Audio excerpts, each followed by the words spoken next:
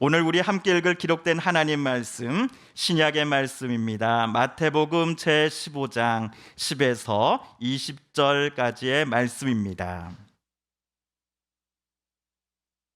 신약 25쪽경에 있는 마태복음 제15장, 오늘은 10에서 20절까지의 말씀 함께 읽고 묵상하겠습니다.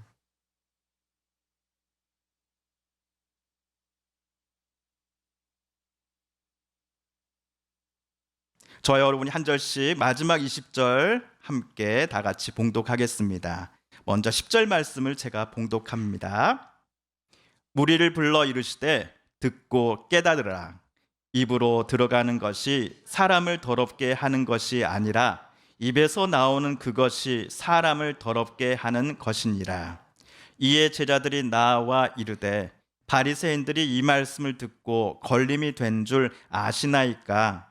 예수께서 대답하여 이르시되 심은 것마다 내 하늘 아버지께서 심으시지 않은 것은 뽑힐 것이니 그냥 두라. 그들은 맹인이 되어 맹인을 인도하는 자로다. 만일 맹인이 맹인을 인도하면 둘이 다 구덩이에 빠지리라 하시니 베드로가 대답하여 이르되 이 비유를 우리에게 설명하여 주옵소서. 예수께서 이르시되 너희도 아직까지 깨달음이 없느냐? 입으로 들어가는 모든 것은 배로 들어가서 뒤로 내버려지는 줄 알지 못하느냐? 입에서 나오는 것들은 마음에서 나오나니 이것이야말로 사람을 더럽게 하느니라. 마음에서 나오는 것은 악한 생각과 살인과 간음과 음란과 도둑질과 거짓 증언과 비방이니 이런 것들이 사람을 더럽게 하는 것이요 씻지 않은 손으로 먹는 것은 사람을 더럽게 하지 못하느니라. 아멘. 오늘 주일 저와 여러분이 함께 읽은 마태복음 15장은 39절까지 있습니다. 15장을 크게 5단락으로 문단 나누기를 해볼 수 있겠는데요. 첫 번째 단락은 1에서 9절까지입니다. 15장에서 첫 번째 단락은 예수님께서 예루살렘 소위 종교 경찰국의 청에서 보낸 바리새인과 서기관들과 논쟁을 벌이시는 장면입니다. 15장 2절을 보시면 예수님의 제자들이 손도 씻지 않은 채 식사를 시작하는 것을 종교국 사람들이 보고 지적을 합니다. 그들은 예수님의 제자들이 이스라엘 장로들의 전통을 범하였다면서 예수님께 시비를 걸었던 것이지요. 코로나 시국을 거쳐오면서 우리는 자주 물로써 손을 씻게 되었습니다. 또는 알코올 소독제를 사용하기도 하지요. 지난 1학기 때 초등학교 부모 참관 수업이 있어서 학교를 방문을 했습니다. 그 수업은 보건 수업이었습니다. 그날 선생님께서는 학생들에게 TV를 통하여서 엄청난 세균들이 득실득실한 우리 손을 이 현미경으로 비춘 장면을 보여주셨습니다. 화면에서 보실 때 여러분 오른쪽이 세균이 득실득실한 손입니다. 그 세균들이 우리 육안으로는 보이지 않을 뿐인 것이죠. 그러므로 꼭 코로나19 때문은 아니더라도 손을 자주 씻는 일은 나와 다른 이의 위생과 건강을 위해서 꼭 필요한 일입니다.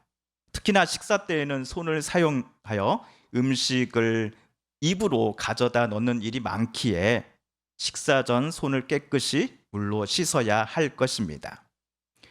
그런데 예루살렘 종교국 사람들은 손 씻는 일을 개인의 위생을 위한 차원이 아니라 종교의 차원으로 간주하고서 예수님을 찾아와 시비를 걸었습니다. 손을 씻지 않은 일을 하나님의 계명을 어긴 일이다라고 생각하고 그들은 예수께 말했던 것입니다. 즉 제자들이 하나님을 공경하지 않았다라는 것이지요. 도대체 손을 씻는 일과 하나님을 경외하는 일 사이에는 어떤 연관이 있는 것일까요? 솔직히 저도 지금까지 잘 모르겠습니다. 그러나 이 부분에서 다음 사실은 분명히 저는 알 수 있을 것 같습니다. 지금 종교국 사람들의 칼끝이 결국 제자들의 스승인 예수님께로 향해 있다라는 사실 말입니다. 예수 당신이 제자들을 똑바로 가르치지 않아서 이 사단이 났으니 우리들 앞에서 스승인 당신이 제자들을 대신해 당장 사과하시오라고 종교국 사람들은 예수를 종용하고 있었던 것입니다. 과거에 우리 동료들을 많은 사람들 앞에서 망신 준 것까지 다 합쳐서 지금 우리에게 사과해야만 우리 예루살렘으로 되돌아갈 거야 라는 눈초리를 그들은 예수님을 향해 레이저 광선처럼 발산하고 있었을 것입니다. 물론 예수님이 이를 모르시지는 않았겠지요. 그런데 예수님은 사과는커녕 종교국 사람들 면전에다가 너희들은 외식하는 사람들이다라고 소리치십니다. 제가 초등학교 때는 이 성경 이 부분을 보면서 외식한다의 의미를 엉뚱하게 이해를 하고 있었습니다. 집에서 밥 먹지 않고 밖에 나가 식사를 하는 행위로 말이죠. 그러나 여기서 외식한다는 위선을 행한다, 번지르르한 겉모습과는 정반대로 그의 속사람은 고름덩어리로 가득하다라는 것을 말씀하시고자 예수께서 위선이란 단어를 사용하셨습니다. 위선을 행한다, 외식한다라고 질책하신 그들을 향해 예수께서 하신 말씀인 8절과 9절을 우리 다 함께 읽어보겠습니다. 시작. 이 백성이 입술로는 나를 공경하되 마음은 내게서 멀도다. 사람의 계명으로는 교훈을 삼아 가르치니 나를 헛되이 경배하는도다 하였느니라 하시고, 특히 9절에 나온 사람의 계명으로 교훈을 삼아 가르치나니라는 말씀에 우리는 주목해 볼 필요가 있습니다. 하나님 아버지는 이스라엘 백성들이 진심으로 하나님을 사랑하고 경외한다면 그들이 반드시 식사 전에 손을 씻어야 한다라고 명령하신 적이 없으셨습니다. 그럼에도 예루살렘 종교국에서 나온 사람들이 그토록 떠받드는 이스라엘 장로들의 전통이 손을 씻는 사람은 곧 하나님을 경배하는 사람이야 라고 하는 공식을 만들어낸 것이지요. 이런 식이라면 최근 3, 4년 코로나19 시국을 거쳐온 요즘 사람들은 하루에도 몇 번씩 손을 씻는 사람들이기에 전 세계 모든 나라 사람들이 하나님을 경외한 사람들이다라고 우리가 생각해도 되는 것입니까? 지난주 서울 시내 공원에서 대낮에 흉기로 길 가던 여성을 때리고 성폭행까지 했던 이 사람도 손을 물이나 손소독제로 자주 씻곤 했을 테니 이 사람도 하나님을 경외하는 사람이라고 간주해도 되는 것입니까? 오늘 현장에서 예수님께서 이들 종교국 사람들을 강하게 비판하셨던 이유는 정작 하나님께서 지키라고 이스라엘 사람들에게 주셨던 계명을 그들이 제대로 지키지 않았기 때문이었습니다. 내 부모를 공경하라 라는 명령은 10계명 중 제 5번째 계명입니다. 하나님은 아버지나 어머니를 비방하는 사람은 반드시 죽임을 당할 것이다 라고 모세를 통해 이스라엘에게 분명히 말씀하셨습니다. 이 계명은 사람이 또는 이스라엘 전통이 차후에 만들어낸 것이 아니라 하나님께서 직접 출애굽한 이스라엘 공동체에게 주신 하나님의 명령입니다. 그럼에도 예루살렘에 온 종교국 사람들은 이러한 하나님의 분명한 명령을 지키지 않았습니다.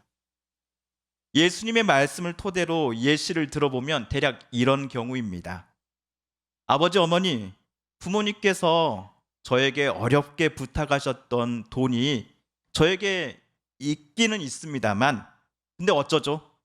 이거 제가 얼마 전에 하나님께 바치기로 서약하였거든요. 하나님께 서약한 것이 먼저이기에 정말 죄송합니다만 어머니, 아버지께 이 돈을 드릴 수가 없어요. 만약 제가 부모님께 이 돈을 갖다 드리잖아요. 그러면 제가 하나님을 공경하지 않는 것이 된답니다. 아버지 어머니는 자식인 제가 하나님을 늘 공경하기를 원하시지요. 그러니 부모님께서도 자식인 저의 이러한 사정을 이해해 주실 것이라고 믿습니다. 어머니 아버지 안녕히 계세요 라는 식인 겁니다. 이런 종교국 지도자들은 내 부모를 공경하라는 10계명 중 제 5번째 계명을 어겼을 뿐만 아니라 너는 내 하나님의 이름을 망령되이 부르지 말라라고 하는 제 3번째 계명도 어긴 사람들이었던 것입니다. 그러므로 우리는 어째서 예수님께서 종교국 사람들을 향하여 외식하는 자들이다, 위선자다라고 매우 강한 표현을 쓰셨는지를 이제는 충분히 이해할 수 있습니다. 하나님이 주신 명령과 계명은 이런저런 이유를 대면서 지키지 않으면서도 정작 이스라엘의 전통이, 자기네들이 만들어 놓은 종교적 관습이, 사람의 계명은 제일 중요하다면서 다른 이들에게 무조건 지키지 않으면 신성 모독죄에 해당한다라고 협박하는 예루살렘의 종교 지도자들을 향하여 가장 적절한 표현은 위선자요, 외식하는 자들이다라고 예수님은 판단하셨기 때문일 것입니다. 자기 면전에 너는 위선자다, 너는 외식하는 사람이다라는 말을 듣고서 기분 좋아라 할 사람은 아무도 없겠지요. 오늘 종교국 사람들도 마찬가지였습니다. 혹 때려 갔다가 혹 붙이고 온 꼴이 되었기 때문입니다. 그렇지만 저들도 아직은 예수를 체포할 때가 아니다라고 생각했는지 그 자리에서는 그냥 씩씩거리며 분해하고서는 이날은 예루살렘으로 그냥 되돌아갑니다. 이러한 종교국 사람들의 뒷모습을 지켜보면서 제자들은 자기 스승에게 찾아와 이렇게 말합니다. 선생님, 저들이 선생님의 말씀 듣고서 얼굴이 시뻘개져 가지고는 예루살렘으로 되돌아갔다는 것 알고 계시지요? 선생님, 저들이 어떤 사람들인지 잘 아시면서도 어째서 그토록 심한 말을 저들에게 하셨어요? 선생님은 후환이 두렵지도 않으십니까? 정말 선생님 걱정되어서 저희들이 드리는 말입니다. 실은 제자들 본인들의 안위가 더 염려되어서 그들은 이렇게 말했던 것은 아니었을까요? 이처럼 한바탕 소동과 큰 소리가 있었던 그 자리에는 이제 예수님과 그의 제자들만 남아 있습니다. 예수님과 제자들 사이의 대화가 오늘 마태복음의 15장 제 2번째 단락에 해당되는 10에서 20절 단락에 기록되어 있습니다. 두 번째 단락의 내용을 살피기 앞서서 새로운 단락이 시작되었다는 것을 알려주는 우리 10절을 다시 한번 읽어보겠습니다. 10절입니다. 시작. 무리를 불러 이르시되 듣고 깨달으라. 영어 성경을 펼쳐서 보면 10절이 hear and understand 라고 나와 있습니다. 영어 성경이나 우리말 성경은 모두 그리스어로 쓰여진 신약 성경을 번역한 것입니다. 두 성경 다 그리스어로 쓰여진 신약 성경에 이 10절에 나온 문법을 정확하게 반영하여 번역해 놓은 좋은 번역입니다. 물론 이 시간은 헬라어 문법 시간이 아니기 때문에 두 번역 성경이 원문의 문법을 잘 반영하였다 함이 어찌된 것인지를 자세히 설명드릴 수는 없습니다. 대신 이렇게 설명을 드려보겠습니다. 헬라어 문법을 반영하여 헬라어 성경의 10절을 다시 번역해 보면 이렇습니다. 너희는 날마다 듣고 너희는 매일 깨달으십시오. 날마다, 매일이라는 단어를 염두에 두시면서 10절을 다시 한번 봐주시겠습니까? 주님의 오늘 이 명령은 과거 한 번 들었으면 되었어 라는 의미가 아닙니다. 이 명령에 따르면 어쩌다 생각이 나면 깨달아도 돼 라는 의미도 아닌 것이지요. 예수님은 지금 자기 제자들이 매 순간마다 무엇인가를 들어야 하며 들었던 그것을 가지고서 매 순간 깨닫고 자기 자신을 변화시켜 나가야 한다라고 제자들에게 명령하셨던 것입니다. 예를 들면 데살로니가에 보내는 바울의 편지를 기억하시면 되겠습니다. 항상 기뻐하라. 쉬지 말고 기도하라. 범사에 감사하라. 이것이 그리스도 예수 안에서 너희를 향하신 하나님의 뜻이다. 그렇다면 지금 예수님께서는 제자들에게 무엇을 듣고 무엇을 깨닫으라고 명령하셨는지를 우린 살펴봐야 합니다. 그런데 이 질문의 답은요, 단순히 예수님 앞에 서 있는 제자들에게만이 아니라 오늘 말씀을 읽고 묵상하는 저와 여러분에게도 중요합니다. 예수께서 제자들에게 날마다 들으라 라고 명령하신 것은 사람의 계명을 만들어내는 사람의 말이 결코 아닙니다. 제자들이 날마다 듣고 깨달아야 한다라고 예수께서 지금 명령하신 것은 하나님의 계명을 주신 그 하나님의 음성과 하나님의 말씀인 것입니다.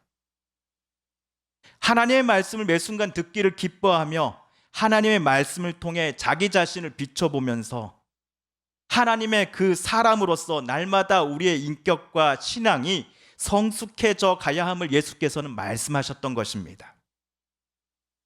하나님의 명령 중 가장 큰 것이 예수님은 제자들에게 이렇다라고 자주 가르쳐 주셨지요. 하나님을 온 마음 다해 사랑하라. 그리고 내 이웃을 내 몸처럼 사랑하라.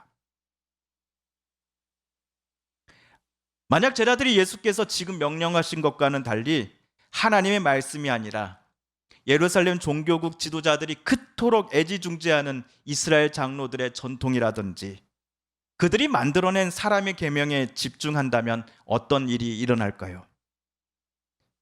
이를 예수님은 13, 14절에서 이렇게 말씀을 해주십니다. 함께 읽어보겠습니다. 시작. 예수께서 대답하여 이르시되 심은 것마다 내 하늘 아버지께서 심으시지 않은 것은 뽑힐 것이니 그냥 두라. 그들은 맹인이 되어 맹인을 인도하느며 둘이 다 구덩이에 빠지리라 하시니. 아멘. 우리가 무슨 일이 있어서 서울에 올라갔을 때 전철을 탈 경우가 있습니다.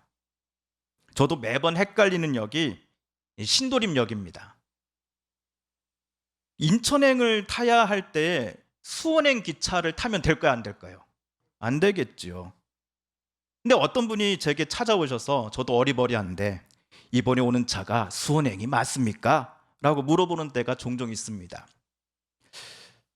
그런데 제가 인천행 열차인데도 실수로 너무 친절한 얼굴 표정으로 이번에 오는 기차는 수원행이니까 타셔도 돼요 라고 말씀드리면 어떻게 되겠습니까? 그분은 시간 낭비, 감정 낭비, 돈 낭비를 하시게 되겠죠. 만약 결혼식과 같이 그분의 상황이 반드시 제때에 제 장소에 도착해야 하는 약속의 경우였다고 한다면 저의 말 한마디 때문에 생각하기만 해도 끔찍하고 미안한 일이 그분께 생겨난 것이지요. 그러므로 방금 예수님의 말씀은 오늘날 주일 강단에서 하나님의 말씀을 들고서 설교를 한다고 하는 저와 같은 목회자들을 향한 요청이요 또한 경고이기도 합니다. 자기도 모르면서 아니면 지금 말하는 것이 틀린 것임을 본인도 잘 알고 있으면서도 마치 잘 정확히 아는 척 목사 전도사들은 이것은 하나님의 말씀이요 우리를 향하신 하나님의 뜻이 분명합니다라고 말하며 성도들을 속이지 말아야 하는 것입니다. 예수님께서는 선한 목자이시기에 자기 양들을 가장 선한 것으로 안전한 장소로 이끄십니다. 이에 반해 하나님의 말씀을 들음이 없고 이로 인한 깨달음이 전혀 없는 이가 단지 목회자라는 직분을 내세워서 본인의 생각과 뜻과 야망을 하나님의 말씀이라 하는 그럴듯한 껍질을 씌워서 성도들에게 강요해서는 안 된다는 것입니다. 마음에서 나오는 것들이 사람을 정작 더럽히지 씻지 않은 손으로 먹는 것이 사람을 더럽게 할 수 없다라는 20절에 나온 예수님의 말씀을 우리는 잊지 말아야 합니다. 그리고 바로 다음 절인 21절부터 마태복음 15장의 제 세 번째 단락이 시작이 됩니다. 예수께서 두로와 시돈이라고 하는 이스라엘 영토가 아닌 지역으로 들어가셨을 때 어떤 가나안 여인이 예수님께 가까이 와서는 귀신 들린 자기 딸을 고쳐달라고 소리칩니다. 그녀에게 예수님이 무엇이라고 말씀하셨는지 알고 계시지요? 자녀의 떡을 취하여 개들에게 던짐이 마땅하지 아니하다. 우리가 쓰는 욕 중에 개 뭐뭐로 시작하는 욕들이 꽤 되지 않습니까? 예수님 당시에도 어떤 사람을 개 취급하는 것은 매우 불쾌한 표현임에 틀림없습니다. 이런 소리를 들었음에도 예루살렘에서 온 종교국 사람들인 마냥 그녀는 씩씩거리며 자기 집으로 되돌아가지 않았습니다. 오히려 이렇게 말합니다. 주님, 올소이다마는 개들도 제 주인의 상에서 떨어지는 부스러기를 먹습니다. 그러자 예수님은 여자여 내 믿음이 크도다, 내 소원대로 될 것이다 라고 말씀해 주셨고 그때부터 그녀의 딸이 나음을 얻게 되었다라고 성경은 말해줍니다.